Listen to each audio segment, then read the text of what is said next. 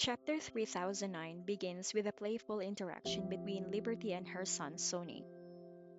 After the little boy asks Duncan to soothe the spot on his forehead where Liberty playfully flicked him, Duncan obliges, demonstrating his deep affection for the boy.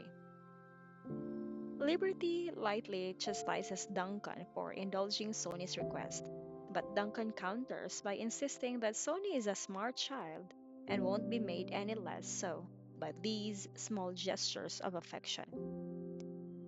This exchange sets the tone for the chapter, where the central theme is the balance between showing love and maintaining discipline. Sony, eager to explore the toy store, quickly abandons Duncan's lap and begins selecting a few drawing books. However, his excitement soon shifts to the store's array of toys, leading him to ask Liberty if he can buy more than just the drawing books. Despite Duncan's willingness to indulge Sony's wishes and buy him anything he wants, Liberty remains firm. She allows Sony to choose only one toy, teaching him the importance of making choices and not overindulging in material possessions. Her insistence on this rule reflects her concern about the dangers of spoiling Sony, despite the abundant affection and attention he receives from those around him. Liberty's approach to parenting is rooted in a desire to raise Sony to be well rounded and disciplined. She explains to Duncan that while many people, including herself, shower Sony with love, it's crucial to set boundaries to ensure he doesn't grow up spoiled. Duncan, although more inclined to dote on Sony, agrees with Liberty's perspective, recognizing the value of having someone in Sony's life who can balance out all the affection with necessary discipline. The discussion between Liberty and Duncan touches on the broader challenges of parenting, especially in a context where a child is surrounded by many doting family members. Liberty expresses concern that too much indulgence could lead Sony to develop a sense of entitlement or lack of discipline, which could be detrimental in the long run.